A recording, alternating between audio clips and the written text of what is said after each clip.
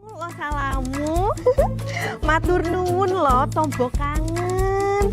Tak kirimi salam balik neng TikTok ya. Samo-samo.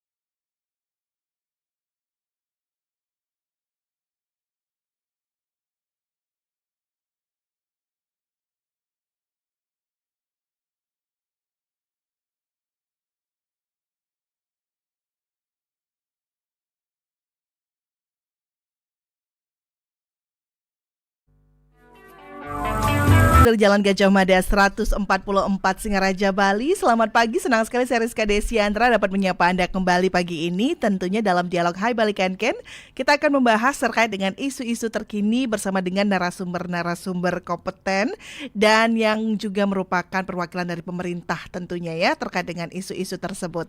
Dan nanti kami juga akan mengajak Anda untuk beratensi di via telepon, di media sosial dan juga di live YouTube RRI Singaraja Official. Dan pendengar, kali ini kita akan berbicara bagaimana caranya kita meningkatkan kualitas keluarga melalui pengaruh utamaan gender begitu ya.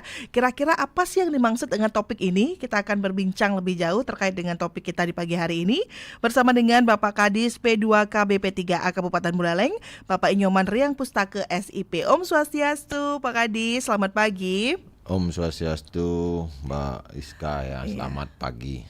Terima kasih sebelumnya sudah hadir Pak Kadis. Ya, sama-sama. Di tengah kesibukannya menyempatkan diri untuk menyapa pendengar RRI Singaraja dimanapun berada. Dan pendengar, kami juga nanti akan mengundang atensi Anda di via telepon di 0362244644 serta di 081 13999790 dan juga di Instagram RRI Pro 1 Singaraja serta di live YouTube RRI Singaraja Official. Anda bisa menyematkan komentar Anda. Nanti kita akan bacakan satu persatu dan nanti akan ditanggapi langsung oleh Pak Kadis ya. Pak Kadis, ini menarik kalau kita berbicara mengenai kualitas keluarga begitu. Yang kita tahu itu kan keluarga sempurna ideal adalah ada bapak, ibu dan anak-anak begitu ya. Tapi bagaimana dengan kualitas begitu ya? Nah, mungkin Pak Kadis bisa menjelaskan lebih dulu terkait dengan apa saja yang harus kita perhatikan untuk menjaga kualitas dari keluarga itu sendiri. Silakan Pak Kadis. Baik, makasih Mbak Rizka dan pemirsa RRI dimanapun berada. Diberikan kesempatan kembali kami dari Dinas P2K BP3A untuk menyampaikan tentang peningkatan kualitas keluarga melalui pengaruh utamaan gender. Jadi, nah tentu kita awali dari istilah kualitas keluarga ini. Kami mengukur indeks kualitas keluarga ini dari 3 dimensi. 3 dimensi. Jadi kita memiliki indeks pembangunan keluarga, kependudukan dan keluarga berencana itu untuk mewujudkan keluarga berkualitas. Pertama melalui dimensi ketentraman. Jadi di situ nanti ditentukan ada beberapa indikator yang terkait dengan ketentraman. Kemudian yang kedua adalah dimensi kemandirian. Dan yang menarik adalah yang ketiga yaitu dimensi kebahagiaan. Dan dimensi kebahagiaan ini menjadi salah satu indikator bagi pembangunan keluarga yang saya katakan baru-baru ini digaungkan sebagai sebuah keberhasilan pembangunan pemerintah kita. Karena dari dulu biasanya kita mengukur keberhasilan pembangunan negara pun daerah kita itu dari tingkat pendapatan domestiknya berapa per kapita seperti itu. Nah, mungkin kemungkinan ini juga terinspirasi dari beberapa negara di dunia yang memang sudah dari tahun 70-an sebenarnya ada beberapa negara seperti di Bhutan itu mengukur keberhasilan pembangunan daerah pun negaranya melalui indeks kebahagiaan. Ya. Dan sekarang kita baru mulai dengan itu. Nah, kebetulan dari hasil indeks kualitas keluarga dengan 3 dimensi tersebut, kita Buleleng masih di bawah rata-rata Bali, gitu kan.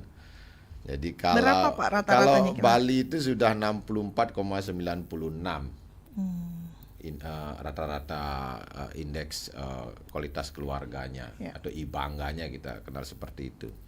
Nah, sementara Buleleng selisih 2 poin jadi 62,34. Jadi kita di bawah rata-rata Bali itu masih ada 3 kabupaten, yakni Buleleng, kemudian Karangasem dan Bangli. Jadi kita nomor 3 dari bawah kalau untuk di Bali.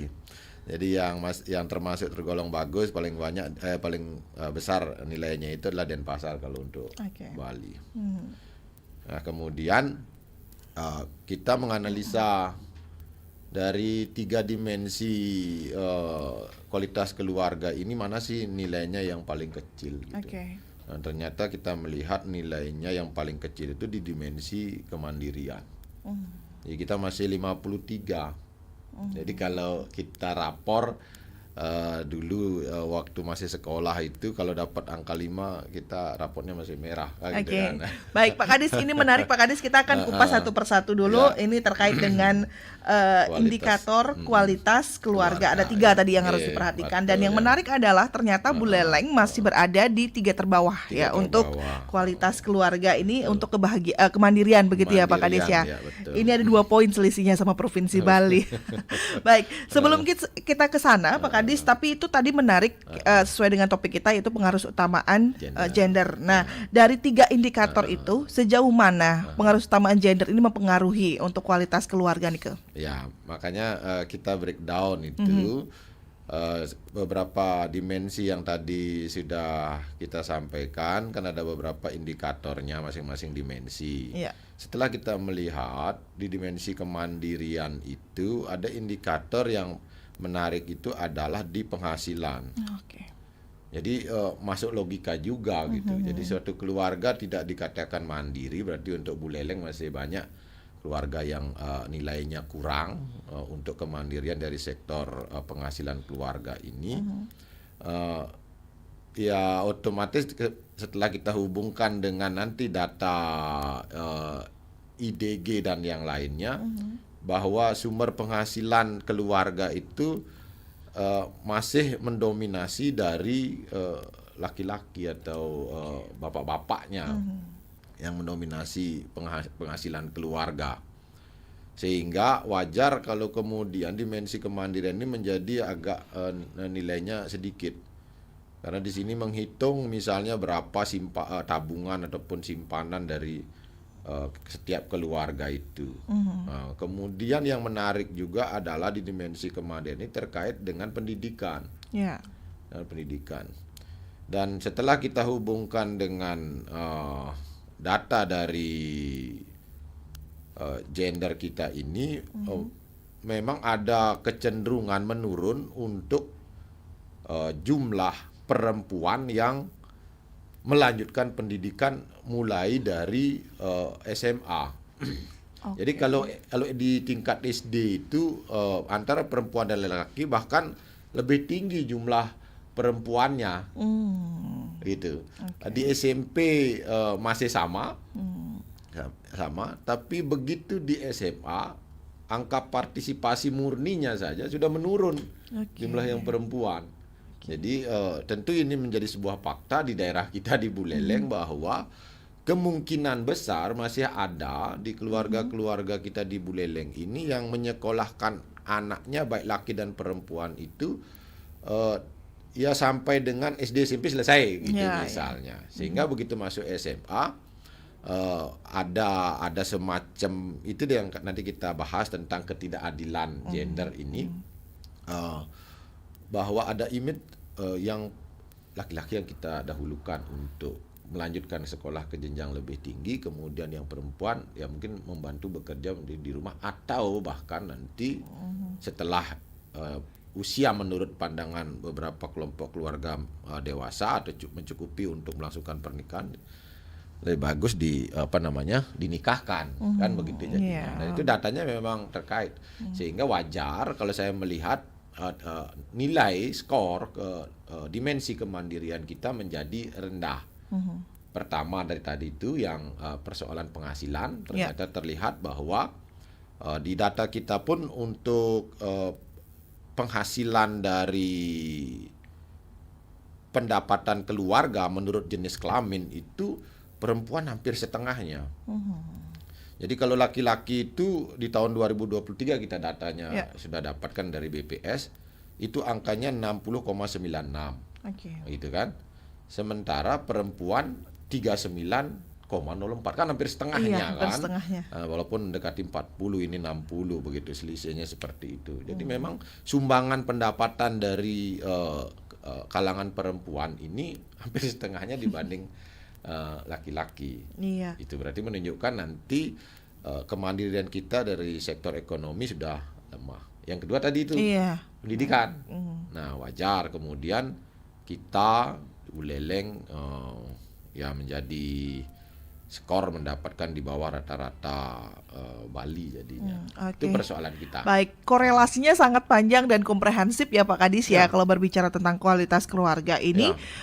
Ternyata gender itu sangat mempengaruhi untuk kualitas keluarga dari sisi ekonomi dan juga pendidikan itu sendiri begitu. Betul. Lantas Pak Kadis, dengan angka yang diperoleh oleh Kabupaten Buleleng yang masih di bawah untuk rata-rata Provinsi Bali, Nike, apa yang kemudian upaya-upaya yang diintensifkan untuk bisa mencapai paling tidak sama dengan provinsi? Silakan Pak Kadis. Ya, jadi kita di Buleleng ini sudah membentuk Pokja namanya, Pokja PUG.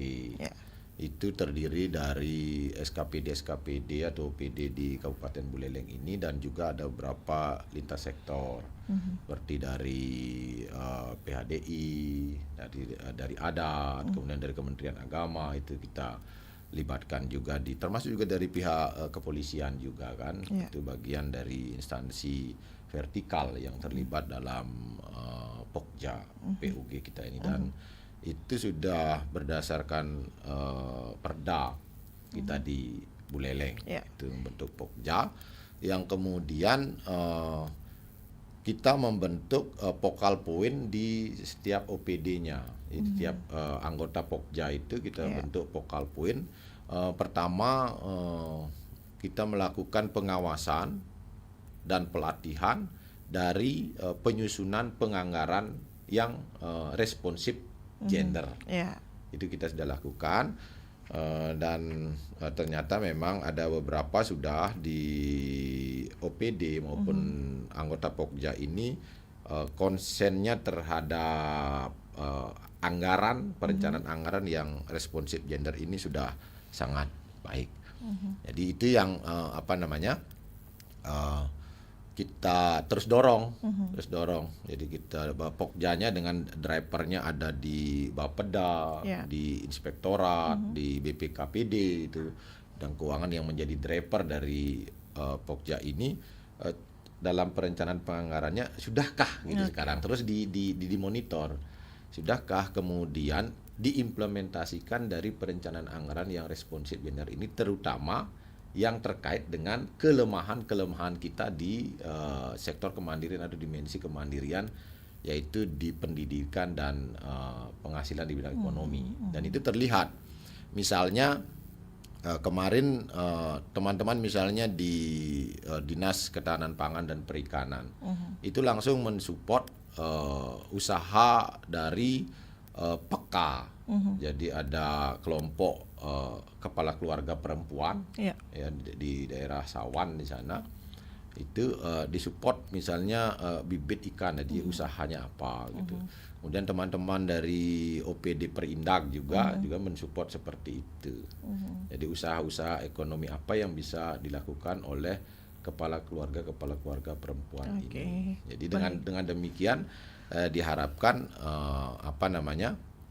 ada bukan hanya tadi itu bukan hanya bapak-bapaknya yang memiliki pekerjaan, menghasilkan pendapatan untuk keluarganya, tapi ada juga kelompok ibu-ibu yang kemudian memiliki pendapatan untuk meningkatkan pendapatan keluarga. Itu yang usaha-usaha sudah dilakukan. Baik, Ya. itu dari segi ekonominya, Pak Kadis. Kalau dari segi untuk pendidikannya, ini kan artinya kita harus bergeser mindset ya, apalagi di kabupaten di Provinsi Bali yang sangat erat dengan sistem patriarkinya begitu. Nah, ini bagaimana upaya lanjutannya, Pak Kadis? Sebenarnya di sektor pendidikan pun teman-teman di jajaran Dinas Pendidikan Pemuda dan Olahraga kita untuk khusus sampai dengan tingkat SMP kita yang kewenangannya di kabupaten ini bahkan memiliki program bantuan yang misalnya ada siswa miskin tidak bisa melanjutkan, kan itu kan itu sudah ada. Kemudian yang putus sekolah tidak bisa melanjutkan, itu ada program-program bantuannya khusus seperti itu. Jadi kita ini bertujuan juga untuk terus melanjutkan bahwa baik laki-laki maupun perempuan yang sudah usia sekolah itu melanjutkan ke jenjang pendidikan selanjutnya, tidak hanya dasar saja. Kan itu upaya yang sudah dilakukan dari OPD terkait. Tapi progresnya ada, Pak Kadis, hingga akhir tahun ini. Nah, tentu kita akan evaluasi kembali, ya kan, sejauh mana sudah hasil-hasil yang diperoleh. Karena kita tahun ini baru melakukan inputting untuk upaya memperoleh anugerah Parahita Eka Praya. Jadi setiap tahun itu kita dievaluasi dari pusat. Ya, karena kemarin kita masih statusnya Pratama, ya Pratama. Jadi nanti bagian dari itu, ya, jadi kita evaluasi apakah kemudian hasil-hasil yang dilakukan oleh Pokja terkait ini memperoleh hasil yang maksimal untuk meningkatkan nilai APE kita. Sampai dengan sekarang kita sementara masih nilai APE-nya dengan evaluasi mandiri sudah 800-an. Nah, kalau dulu masih 500 kita. Ya. 500. Targetnya harus berapa, Pak, agar naik dari Pratama menjadi Madya ya, Pak ya? Iya, Madya. Sebenarnya kalau bisa 800 ini bisa kita. Tapi kan nanti hasil evaluasi dari pusat, dari tim PPA pusat nanti seperti apa. Mudah-mudahan memperoleh hasil. Lampu hijaunya udah kelihatannya berarti ya, Pak ya. Ada peningkatan itu. Nilai APE itu sendiri begitu ya. Dan ini tentunya bukan hanya dari dinas saja begitu. Dari masyarakat juga diperlukan ya, Pak ya. Nah, itu makanya sekarang kalau kita kenapa kita sekarang programnya itu peningkatan kualitas keluarga untuk PUG. Karena kita melihat peran pemerintah lah, melalui OPD-OPD terkait itu sebenarnya sudah ada, regulasinya juga sudah ada.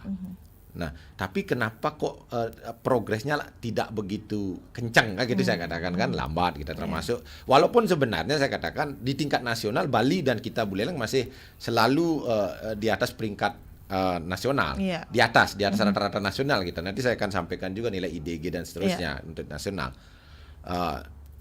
Itu saya katakan, misalnya kalau untuk di sarana-sarana pembangunan publik yang dilakukan oleh pemerintah, berupaya untuk menyiapkan misalnya tempat laktasi gitu untuk menyusui, itu sudah dibangun di kantor-kantor pemerintah.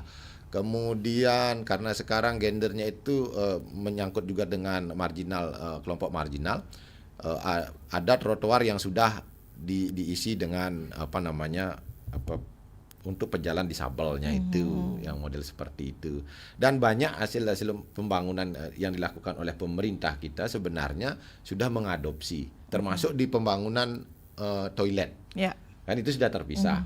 Ya, walaupun memang ada kekurangan memang di pembangunan toilet itu, misalnya di toilet perempuan itu belum ada gantungannya sering. Karena teman-teman, mohon maaf, di kalangan kaum perempuan ini selain toiletnya dia agak lebih luas harus, ya tidak boleh disamakan dengan pembangunan toilet laki-laki yang bisa berjejer, beberapa orang bisa langsung buang air kecil kan seperti itu. Kalau perempuan dia harus sendiri-sendiri dan lebih luas. Juga selalu biasanya perempuan itu membawa tisu dan di dalam tasnya gitu, sehingga harus membawa tas.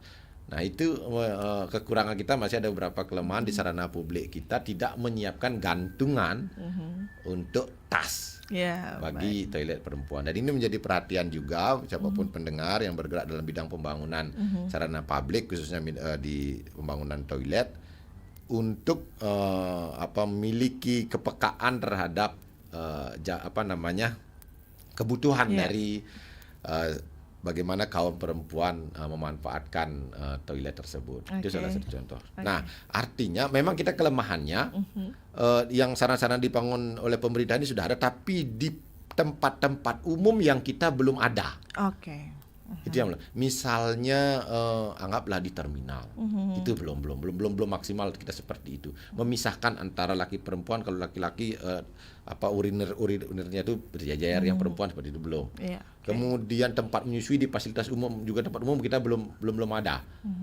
Belum ada. Saya di terminal, di mana di tempat RTH gitu belum ada tempat menyusui seperti itu, belum ada. Kalau di kantor-kantor sudah terbangun. Nah, seperti itu. Nah, saya melihat kembali kepada yang tadi, kalau dari sisi regulasi, dari sisi program kebijakan sebenarnya kita sudah mengarah ke sana. Kembali seperti yang dikatakan oleh Mbak Ariska tadi, ternyata kita butuh di peran keluarga. Karena itulah kami ingin sekarang ini menyasar bagaimana meningkatkan kualitas keluarga melalui peran keluarga ini untuk meningkatkan kualitas keluarga supaya terjadi kesetaraan gender. Karena kita di Buleleng ini masih mengalami ketidakadilan gender. Itu. Saya katakan, misalnya yang pertama, saya contohkan ini kan menurut, karena ada beberapa referensi juga beda-beda. Tapi kalau saya misalnya cocokkan dengan kondisi di masyarakat, misalnya ketidakadilan gender yang terjadi di tengah keluarga kita itu marginalisasi. Saya melihat faktanya seperti itu. Contoh begini, satu keluarga adalah petani, anggaplah petani cengkeh atau petani padi, gitu kan. Nah, yang bekerja di dalam ladangnya itu kan bersama-sama, baik laki maupun perempuan, suami maupun istri, itu tetap bekerja bersama-sama. Tetapi begitu hasil panennya mau dijual, bisa enggak kemudian sudah ada kesetaraan kalau kemudian perempuan yang menemukan saudagarnya, perempuan berani mengambil keputusan. Ya, saya jual dengan harga sekian, itu berani enggak? Iya kan? Itu belum masih banyak terjadi, walaupun mungkin ada sebagian juga masyarakat kita yang sudah ada diskusi matang dalam keluarga, itu yang bagus itu. Kita makanya perlu kita tingkatkan, perlu berikan penyadaran kepada masyarakat yang masih belum mengalami ketidakadilan gender ini kan gitu. Jadi supaya ada diskusi di awal antara pasangan suami istri, tidak memarginalisasi pengambilan keputusan kepada pihak perempuan atau istri. Kalau sudah kita sepakat lakukan di awal gitu, kemudian nanti siapa yang ada di rumah bertemu dengan saudagarnya yang mau beli atau pembelinya lah, anggap seperti itu, ya sudah selesai. Walaupun perempuan mengambil keputusan saat itu dijual dengan harga sekian, yuk kita terima. Gitu, tanpa menunggu lagi keputusan dari suami. Itu terjadi marginalisasi di tengah masyarakat kita. Ini contoh yang paling nyata dan selalu kita temukan di lingkungan kita ya Pak Kadis ya. Kemudian dengan adanya situasi ini ya Pak Kadis, tampaknya dengan budaya adat istiadat di Kabupaten Buleleng ini kan akan mendapatkan sedikit hambatan mungkin ya, karena stigma kita udah seperti itu di awal. Lantas apa Pak yang akan ditekankan agar masyarakat baik yang di perkotaan, yang terdidik ataupun yang memang masih dalam tahap belum terdidik seperti yang melanjutkan di tingkat pendidikan tinggi mempunyai mindset yang sama seperti itu. Yang pertama tentu tidak kembali kepada yang tadi yang disampaikan, melanjutkan baik laki maupun perempuan ke sekolah jenjang lebih tinggi. Itu dulu kan yang pertama. Jadi itu upaya kita kan, pemerintah memberikan ruang. Makanya kalau ada nanti pemerintahan yang baru misalnya sampai program S1 itu dibantu baik laki maupun perempuan kan sangat bagus sekali. Karena dengan pendidikan, jadi anggaplah kita semakin terdidik, nanti keluarga-keluarga yang terbentuk tercipta juga memiliki kesadaran akan hal itu.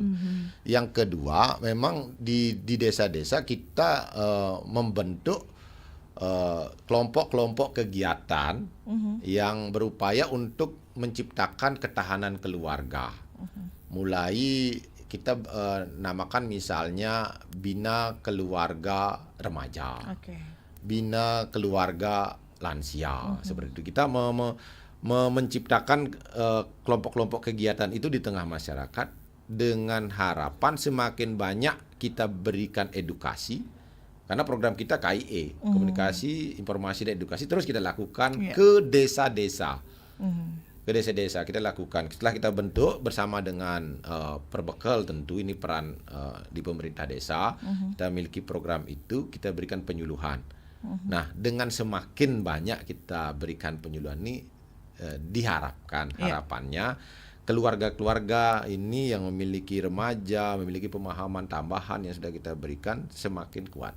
Kita menyadari bahwa tidak bisa segala sesuatu itu harus dilakukan dengan dominasi pria saja.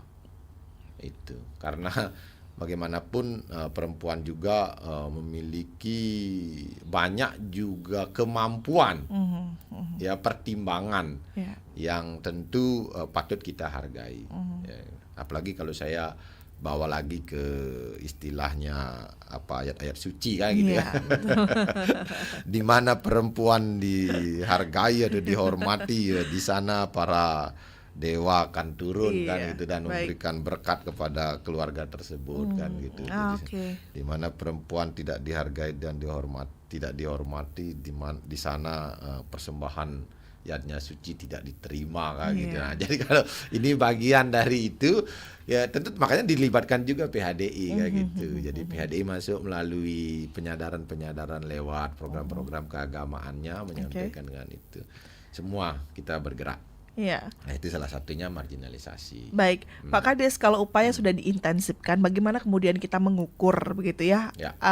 Capaian ini sudah ada belum begitu, atau ada progres tidak dengan upaya-upaya komprehensif yang dilakukan di lintas OPD, kemudian juga dengan PHDI dan lain-lain ini, Pak Kades? Ya, saya mengukurnya dari BPS ini kan yang mencatat. Nah, kalau di tingkat partisipasi angkatan kerja, jadi menurut jenis kelamin laki-laki 83, perempuan 67. Jadi masih lebih sedikit juga perempuan. Jadi perempuan ini masih banyak bekerja di sektor rumah tangga. Dan ini belum mendapat, mohon maaf ini saya agak frontal lah katakan seperti itu. Negara belum mengakui bahwa ibu rumah tangga itu adalah pekerjaan yang harus diapresiasi. Saya sebenarnya menginginkan adanya suatu kebijakan secara nasional, walaupun dalam KTP sudah disebutkan, tapi kan mestinya ada apresiasi. Karena kenapa? Ibu rumah tangga ini dia melakukan, tapi kita harus klasifikasi. Ya, yang memiliki anak umur berapa gitu dulu. Kalau misalnya bertahap, saya lebih cenderung kalau ada seorang ibu yang bekerja sebagai ibu rumah tangga, kemudian dia masih memiliki anak balita. Balita. Saya katakan ini masuk sebagai guru prapaud sebenarnya mereka ini. Jadi kita belum memberikan apresiasi kepada ibu rumah tangga ini. Padahal ini merupakan investasi SDM jangka panjang luar biasa. Coba kalau kita seperti yang pernah saya sampaikan itu, bahkan cuti pun kita belum mengadopsi di 1000 HPK. Sementara kita sangat mengagung-agungkan apa itu 1000 HPK. Betapa pentingnya Golden Age di 1000 HPK. Sangat mengagung-agungkan itu. Tapi bagaimana kemudian kita memperlakukan anak umur 2 tahun yang Golden Age ini jika ibu yang statusnya di rumah tangga itu tidak diberikan semacam kemudahan-kemudahan. Ya kan? Itu belum. Kalau saya makanya ikut negara-negara maju, saya bilang negara maju saya dengar pernah ada yang 2 tahun diberikan cuti kalau pegawainya, ya kan begitu kan, 2 tahun jadi full dia memberikan ASI, memberikan dan segala macam. Nah maksud saya begitu, yang ibu rumah tangga ini di bawah 5 tahun itu milik karena mestinya ada subsidi. Baik, gitu, artinya ada kontradiksi ya Pak Kadis ya, dengan tujuan jangka panjang dengan regulasi yang saat ini masih ada begitu. Ya, belum sampai ke sana. Belum sampai di sana. Belum sampai Tapi ke sana. sempat beberapa waktu lalu ada gaung begitu yang memperbolehkan ibu hamil cuti 6 bulan. Nah, itu bagaimana tindak lanjutnya Pak Kadis? Memang saya pernah membaca itu, sudah ada ini undang-undang 2024 yang baru itu tentang perlindungan kesejahteraan ibu dan anak. Itu tapi kita kan belum dapat PP-nya karena undang-undang belum ada regulasi breakdown yang ke bawah itu seperti apa. Jadi masih berlaku 3 bulan seperti itu. Belum sampai ke 6 bulan. Karena di situ juga memberikan hak cuti kepada laki-laki di dalam undang-undang yang baru tersebut. Ya, artinya ini menjadi tantangan tersendiri ya Pak Kadis ya, untuk mewujudkan kualitas keluarga bahagia nih. Memang menjadi tantangan negara ini. Karena kalau kita melihat negara ini 79 tahun merdeka, saya katakan masih memiliki rata-rata SDM yang 10 besar, peringkat ke-10 kita. Di ASEAN 126 di dunia, kita masih menjadi catatan penting kita untuk meningkatkan kualitas keluarga. Kembali kepada angka tadi. Jadi kita kan masih kecil nih. Perempuan, angkatan kerjanya. Jadi masih banyak berumah tangga. Masih ada image bahwa anak loh jumah megai nyakan miara panak itu nu liu cara gitu nah megai canggan muani gitu kan banyak itu masih seperti itu walaupun sebenarnya dan juga ada masih image pemberian gaji pun kalau misalnya sama-sama bekerja laki-laki masih dikatakan lebih banyak mendapatkan upah. Masih ada seperti itu. Nah ini sehingga persumbangannya juga menjadi lebih kecil tetap perempuan. Baik Pak Kadis, kita tahan dulu, nanti kita akan bahas lagi ini lebih lanjut. Dan kita juga undang pendengar nanti akan bergabung di 24644. Pendengar silakan bagaimana atensi Anda terkait dengan pengaruh utama gender begitu ya, untuk bisa memberikan keadilan gender untuk mewujudkan keluarga bahagia di Kabupaten Buleleng khususnya dan juga di Indonesia untuk jangka panjang kita. Nah, Anda bisa beratensi pendengar, kami undang di 24644 serta di 081 13999 9790. Dan juga Anda bisa menyematkan langsung komentar Anda di live YouTube RRI Singaraja Official. Kami tunggu untuk atensi Anda hingga nanti tepat pada pukul 10 waktu Indonesia Tengah. Tetaplah bersama kami pendengar di Dialog Hai Balikan Ken. Pro 1 Kanal Informasi. Halo RRI. Halo RRI. Halo RRI. Halo RRI. Halo RRI. Halo RRI hadir setiap Senin dan Jumat dari pukul 9 sampai dengan pukul 10 pagi.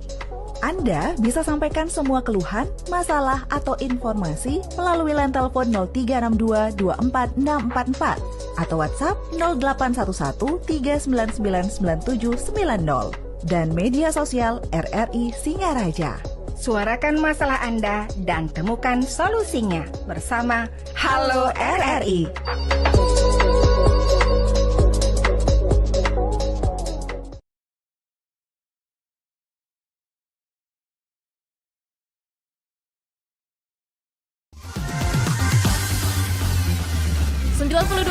Pro 2 untuk teman terbaik kamu. Kita bacain dulu postingan teman Pro 2. Kali ini ada Mariana yang katanya pengen titip salam buat Mbak Nur yang lagi di Paris. Semangat berjuang ya. Wah, kalau gitu aku puterin ini lagu spesial buat kamu yang lagi berjuang tapi belum pernah diperjuangkan ya. Oui, allô, excusez-moi. Je suis dehors. Ada Mariana yang katanya pengen titip salam buat Mbak Nur yang lagi di Paris. Semangat berjuang ya. Wah, Mar, aku krungu lo salamu. Matur nuwun lo, tombo kangen. Tak kirimi salam balik neng TikTok ya. Samo-samo.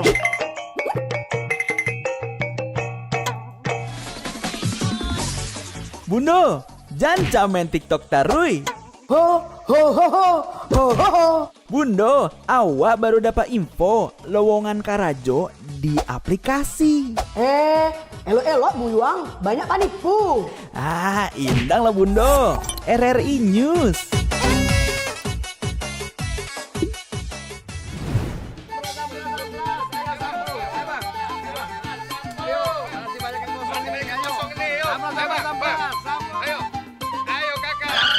Nyanyi lagu apa kita, Pace? RRI digital saja toh.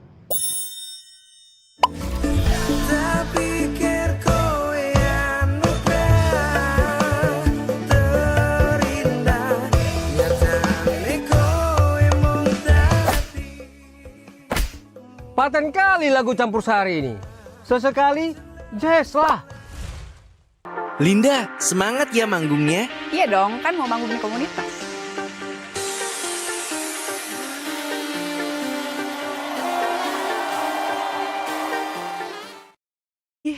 Tetap bersama kami dalam dialog Hai Balikan Ken tentunya, dan kita juga masih bersama dengan narasumber kita yang sudah hadir di Studio Pro 1 RRI Singaraja. Ada Bapak Inyoman Riang Pustaka SIP, Kadis P2 KBP 3A Kabupaten Buleleng, dan kita masih berbincang terkait dengan bagaimana mewujudkan keadilan gender begitu ya dalam peningkatan kualitas keluarga melalui pengarusutamaan gender. Kami undang atensi Anda pendengar, bagaimana Anda mempunyai atensi ataupun masukan dan juga pemikiran-pemikiran lain terkait dengan ini, kami undang di 24644. Nanti akan ditanggapi langsung oleh Bapak Kadis. Kita sapa Pak Kadis, pendengar di 24644. Selamat pagi RRI. Pagi. Om Swastiastu. Om Swastiastu. Dengan Bapak siapa, Pak? Dengan Pak Sengen Nagesepe. Pak Sengen di Nagesepe. Silakan Pak Sengen bersama dengan Pak Kadis. Swastiastu, Pak narasumber. Ajang temeng itu dumugi setata rahayu. Terkait dengan penyampaian tadi, paparan tadi terkait dengan wanita, Pak. Wanita, memang apa yang Bapak sampaikan tadi, wanita adalah pengembangan keluarga dan wanita lah segala-galanya. Yeah. Tetapi di satu sisi, karena dasar kita sebagai umat Hindu ada dua bineda, Pak. Ada jelene, ada melahni. Bahkan wanita yang menjembatani kita menyama beraya. Sedangkan ada yang menyama beraya tidak baik, Pak. Misalnya menyama beraya belingan misalnya, Pak. Ada yang misalnya hamil di luar pernikahan dan tidak ada yang mengakui dan tidak berani mengakui. Bagaimana solusinya tentang itu terkait dengan agama kita untuk bisa memberikan kenyamanan dan kenyamanan itu sendiri di dalam keluarga, di antaranya kita berumat beragama. Sukses. Iya, baik, terima kasih ya untuk Pak Sengen di Nagesepe ini terkait dengan wanita begitu ya, kesetaraan, keadilan gender dan lain-lain. Nah, nanti kita akan tanggapi ya Pak Kadis ya di 24644. Di belakang Pak Sengen di Nagesepe kita undang kembali di 24644 ya untuk yang ingin bergabung. Selamat pagi RRI. Halo, selamat pagi RRI. Selamat pagi, Om Swastiastu. Om Swastiastu. Dengan Pak Sutaya di Tejakula. Ya tadi disampaikan itu masalah kemandirian ya. Nah, yang tadi disampaikan untuk kemandirian ini semestinya laki-laki juga jelas sudah dia bekerja, dan juga yang jadi ya perempuannya, istrinya juga harus bekerja. Nah ini maaf ya, kalau kita melihat dari mungkin ya, kalau suami itu adalah sebagai kepala rumah tangga, kalau ya jadi si ibu ini kan dia sebagai ya ibu rumah tangga ya. Nah, jadi kalau tadi itu supaya sama itu misalnya harus ya sama-sama itu bekerja. Nah, tidakkah nanti itu masalah pendidikan keluarganya itu akan sedikit terganggu itu? Sebab tantangannya berat sekarang itu jadi keluarga, padahal ya keluarga sekarang ini ya diharapkan supaya nanti bisa memiliki, mungkin kalau ya jadi istilah dalam ajaran agama itu ya keluarga yang sukinah itu ya, jadi keluarga yang jadi harmonis. Ini diperlukan itu artinya pendampingan itu daripada terutama orang tua, dan pertama sekali dan di sini kepada sang ibu, lebih-lebih kalau masih anak-anak kecil tuh ya. Nah, itu yang pertama. Kalau menurut dia, kalau ya di bulan 80 dengan 67 itu sudah ideal, bagus itu ya. Kalau sampai 80 dengan 80 ini masih ya nanti dia khawatirkan lah itu bagaimana dia untuk ya keluarganya di rumah, lebih-lebih yang sekarang ya kesibukan kepada ibu yang sudah dia kerja itu sampai agak ya jadi 1 hari penuh itu ya. Begitu pulang dia sudah lagi mungkin dengan ya seperti sekarang ini ada AP itu masih juga bermain AP itu karena dia berhubungan dengan tugas-tugasnya. Ada anaknya di rumah, apalagi tantangannya ada AP dan sebagainya. Itu yang pertama. Terus yang kedua itu masalah pendidikan. Nah ini masih dinilai gitu. Nah kalau yang sekarang ini, kalau yang di desa Tejakula ini ya, justru jadi anak-anak perempuannya ini lebih semangat dan juga orang tuanya lebih semangat. Jadi untuk menyekolahkan anaknya ke SMA itu.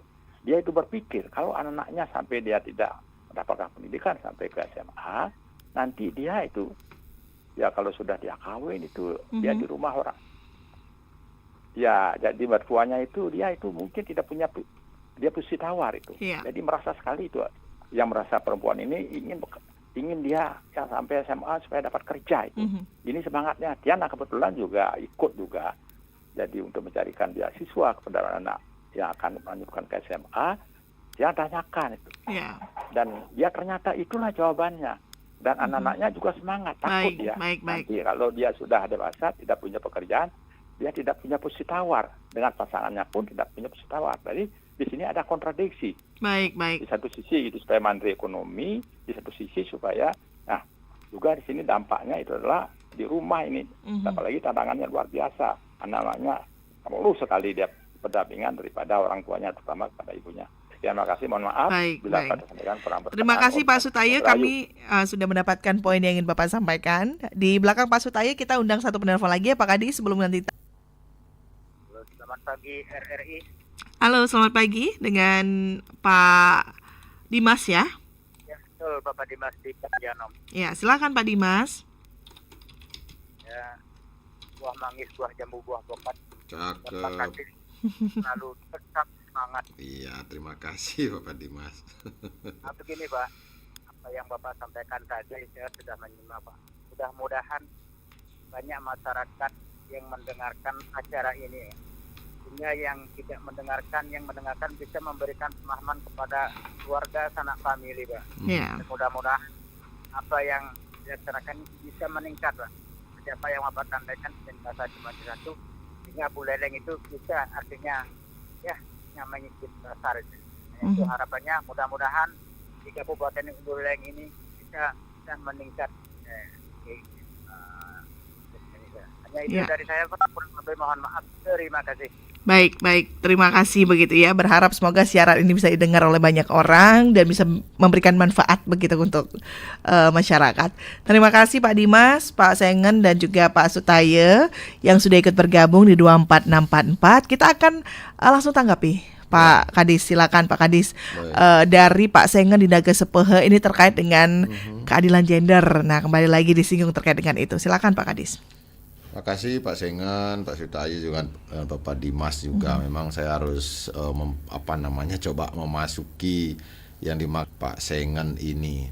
Karena memang sampai dengan saat ini pun dinas kita pun labelnya masih Dinas Pemberdayaan Perempuan. Jadi belum bergeser lah secara nasional juga kita ke Dinas Pemberdayaan Laki-laki. Gitu. Jadi memang secara nasional maupun daerah perempuan itu berdasarkan data-data statistik dan yang lainnya sudah masih menunjukkan ada diskriminasi, ada ketidakadilan itu. Walaupun mungkin sebagian ada di tengah-tengah masyarakat seperti pandangan Pak Sengen yang saya tangkap penyebabnya juga kadang ada dari perempuan kan seperti itu. Contohkanlah korbannya seperti perempuan sampai hamil kan gitu. Karena kalau contoh laki-laki kita kan melakukan hubungan di luar nikah dengan perempuan, faktanya yang akan menjadi terlihat menjadi beban itu adalah pihak perempuan. Laki-laki sudah berhubungan walaupun suka sama suka di awal, begitu dia tidak suka kemudian melarikan diri atau tidak bertanggung jawab, tidak terlihat dia ada bebannya di sana. Gitu kan. Jadi kalau contoh real kita pakai di body saja, di postur tubuh gitu kan. Nah, tapi kalau perempuan putus, padahal itu hubungan sama suka di awal kemudian salah satu tidak ada yang bertanggung jawab, maka akan terlihat perutnya membesar. Iya kan? Dari sisi postur tubuh saja kita mesti memberikan perlindungan terhadap perempuan itu kayak gitu. Ya, walaupun di awal mungkin perempuannya yang nakal, yang anggaplah seperti begitu ada di tengah masyarakat label begitu kan. Tapi kalau perempuannya nakal, laki-lakinya juga nakal juga kan gitu kan. Sehingga tapi korbannya tetap yang terlihat adalah perempuan. Karena dia akan melahirkan dari anak itu. Nah, gitu. Maka kita berikanlah perlindungan terhadap perempuan karena kita masukkan sebagai korban kekerasan. Gitu kan. Nah, kemudian apa yang kemudian kita lakukan? Pemerintah sudah menjamin jika lahir kemudian anaknya diberikan akte ibu. Gitu kan. Diberikan akte ibu, tetap mendapat pengakuan. Nah, bagaimana kemudian hubungannya dengan adat? Ini tentu saya tidak berani masuk terlalu jauh. Tetapi pemahaman kepada masyarakat kita untuk menerima perempuan dan hasil bayi yang dikandungnya itu sebagai sebuah perlakuan kepada perempuan sebagai korban, itu saya kira harus ada empati mestinya.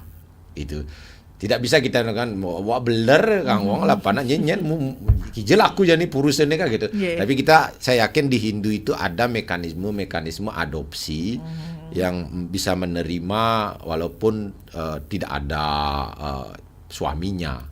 Itu ada pasti mekanisme untuk menerima, tetap mendapat pengakuan ibu ini dengan upacara tertentu, mungkin bisa diterima oleh keluarga dari tetap keluarga perempuan. Itu mungkin ya. Dari Pak Sengan saya tangkap seperti itu.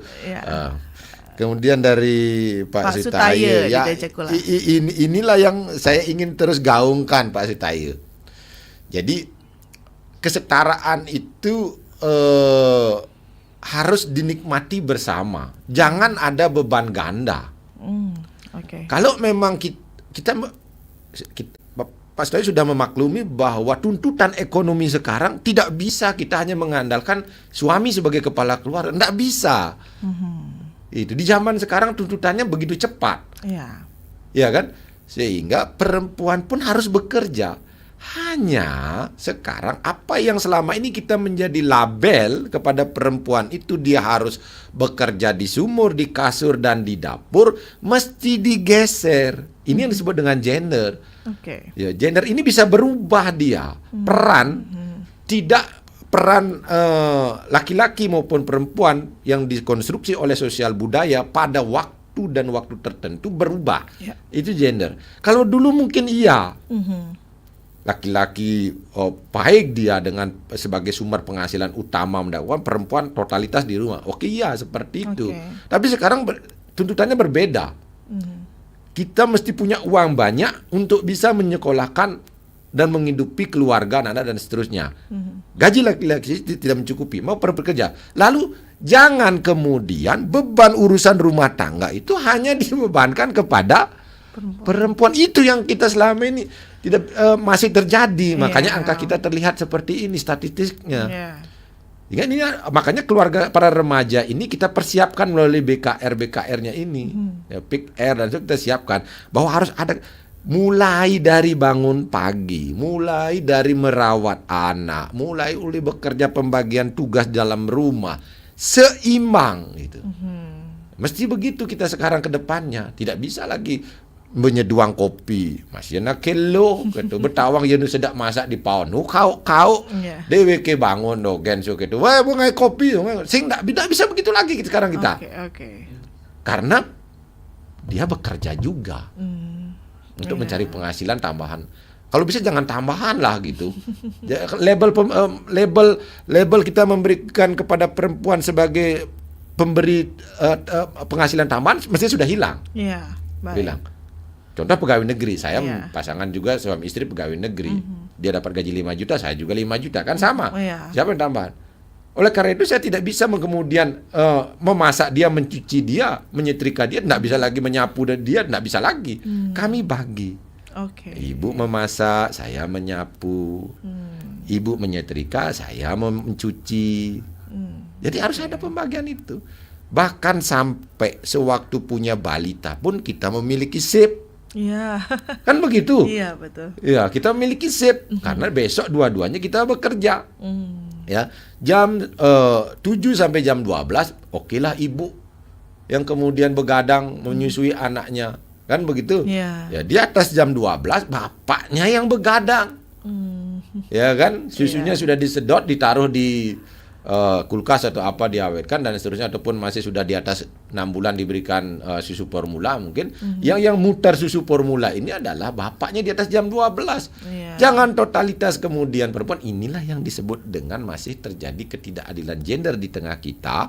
Perempuan masih menerima beban ganda. Sudah sebagai pencari penghasilan keluarga, masih juga urusan rumah tangga menjadi beban totalitas dia. Kita masih ada image laki-laki itu kepala keluarga semuanya harus dilayani, itu salah, sudah harus berubah. Itu saya katakan ya Pak Taye. Jadi tidak ada masalah kalau memang harus kita bekerja. Laki perempuan tuntutannya begitu.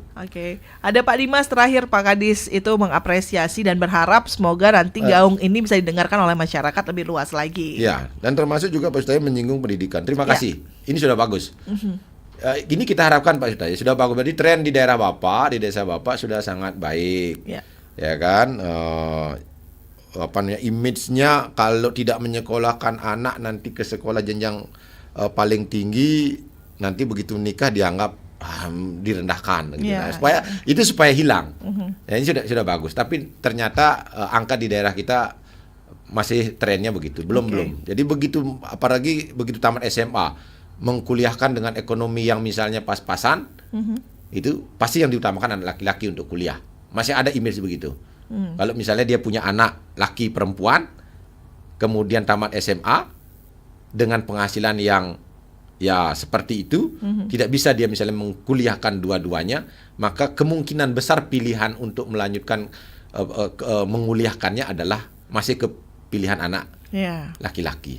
Anak perempuan masih ya sudah bantu dulu kerja. Masih ada seperti itu di tengah masyarakat kita. Sehingga datanya memang menunjukkan bahwa trennya menurun di tingkat pendidikan yang semakin tinggi.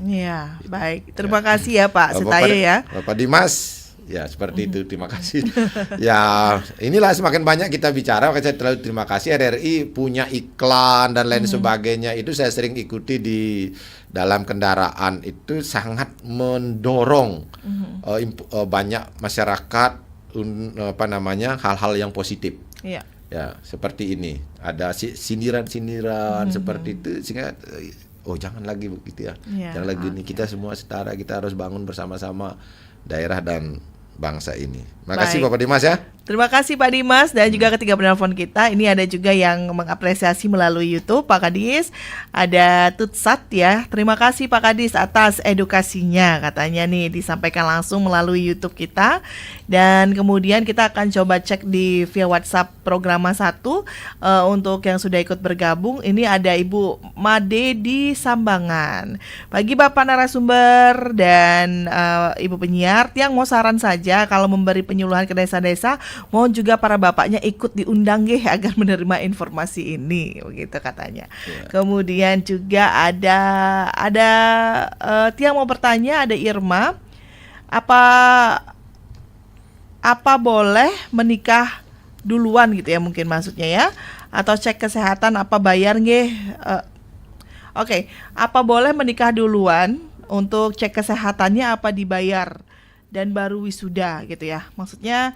Jadi menikah dulu, wisudanya belakangan, begitu ya mungkin ya, Pak. Semoga saya tidak salah tanggap ya untuk Ibu Irma nih sudah ikut bertanya. Terima kasih ya atas atensinya. Mungkin bisa langsung ditanggapi singkat oleh Pak Kadis, karena waktu kita sudah hampir mendekati pukul 10. Bu Made di Sambangan. Nah ini bahkan begini, kalau Bu Made melihat kenapa kita menggaungkan pengaruh utamaan gender ini, karena partisipasi perempuan dalam pembangunan itu terkesan masih minim sebenarnya. Contoh di kegiatan musrembang gitu yang paling rutin dilakukan setiap tahun. Sebenarnya ruang-ruang untuk partisipasi perempuan itu sudah diundang bahkan. Diundang. Tapi masih tetap kehadiran mohon izin ini para perempuan kadang tidak maksimal. Contoh kemarin lah di perhelatan politik kita bahkan. Ya kan? Itu kita dipaksa oleh regulasi 30% harus ada keterwakilan perempuan. Itu pun setengah mati untuk mencarinya. Kali ini saya dengar kan. Tapi setelah dapat keterwakilan perempuan 30%, yang jadi pun sekarang kita turun. Makanya angka kita turun termasuk ini. Yang dulu 8 anggota DPRD-nya perempuan, sekarang 4. Kita turun. Karena angka partisipasinya berkurang begitu ya. Iya, angka partisipasinya berkurang. Jadi kita mengarahkan memang untuk melakukan kegiatan-kegiatan di desa bekerjasama dengan Perbekal tentu untuk mengundang seluruhnya lah, baik ibu-ibu maupun bapak, tergantung sekarang situasionalnya. Mungkin pada saat kita mengundang itu bapak-bapaknya yang bekerja masih banyak di lapangan sehingga tidak bisa datang, sehingga yang ibu-ibu yang dalam kutip masih sebagai ibu rumah tangga ada di rumah, begitu diundang untuk mengikuti kegiatan sosialisasi atau penyuluhan akhirnya bisa datang, sehingga lebih banyak kesannya adalah bapak-bapak, ada ibu-ibu yang datang karena di rumah dia kan, karena di rumah. Bapak-bapaknya sementara kerja di mana-mana begitu Bu Made. Tapi setiap kesempatan apapun kita upayakan. Nah, hanya memang waktunya yang mungkin kami belum bisa untuk menyesuaikan. Maksudnya Bu Made ini saya tangkap kalau bisa mungkin malam gitu kan. Malam kita keduanya bisa datang. Begitu, semuanya sudah di rumah. Nah, inilah keterbatasan kami di pemerintah, terkadang tidak bisa sampai dengan memenuhi seperti itu. Semoga nanti bisa ya Pak ya, diusahakan begitu Bu Made. Terima kasih atas masukannya. Ini ada satu lagi Pak dari Pak Narte Ariante yang memberikan masukan, tolong untuk di toilet ya, toilet umum itu ada pegangan untuk lansia katanya. Oh iya benar. Terima kasih Pak Narte, yaitu tentu nanti kami secara Pokja di Dinas PU dan yang lainnya setiap kali ada pengajuan untuk pembangunan toilet-toilet seperti itu direkomendasikan untuk pegangan lansia dan juga gantungan tadi untuk tas perempuan. Jadi terima kasih masukannya Pak Narte. Bu Irma juga tadi saya menangkapnya belum maksimal apa yang dimaksudkan, tetapi usahakanlah jangan sampai belum selesai kuliah sudah melakukan pernikahan ya. Sebaiknya menikahlah dulu, selesaikan dulu perkuliahannya baru kemudian menikah. Dan kami sarankan lakukan dulu premarital sebelum melakukan pernikahan untuk kebaikan generasi berikutnya. Tursat juga, makasih sudah memberikan apresiasi kepada kami yang melakukan interaktif ini. Baik, terima kasih pendengar sudah ikut bergabung, sudah semua ditanggapi. Untuk Anda yang ingin bergabung lagi di via telepon, nanti kita akan buka lagi ya, karena waktu kita sudah mendekati pukul 10. Nanti kita akan undang lagi Pak Kadis berbicara isu-isu lainnya terkait dengan perempuan, anak, dan juga gender mungkin ya. Dan Pak Kadis, sebelum kita tutup, mungkin Pak Kadis bisa memberikan closing statement untuk masyarakat terkait dengan topik kita di pagi ini. Baik, kita tidak bisa sendiri untuk bekerja. Pemerintah memiliki program dan regulasi yang sudah ada. Tentu kami mohon sekali partisipasi, kesadaran dari masyarakat, terutama dalam keluarga-keluarga. Karena bagaimanapun sumber daya manusia dan kesejahteraan yang kita idam-idamkan bersama supaya bisa meningkat lebih baik, tanpa ada peran serta dimulai dari keluarga yang sama-sama saling menghargai antara laki-laki dan perempuan, suami dan istri, maka hasilnya tidak bisa maksimal. Sekali lagi, kita Indonesia masih masuk kategori fatherless. Jadi kedekatan antara anak dengan bapaknya masih tergolong rendah. Dan itu bisa berdampak negatif untuk generasi kita berikutnya. Ayo peran Bapak untuk keluarga. Baik, terima kasih Pak Kadis atas informasinya. Dan demikianlah pendengar untuk dialog Hai Balikanken. Dan terima kasih Pak Kadis sudah hadir di RRI. Selamat melanjutkan aktivitas kembali. Untuk dialog kita di pagi hari ini bersama dengan Pak Kadis P2 KBP 3A Kabupaten Buleleng, Bapak Inyoman Riang Pustaka SIP.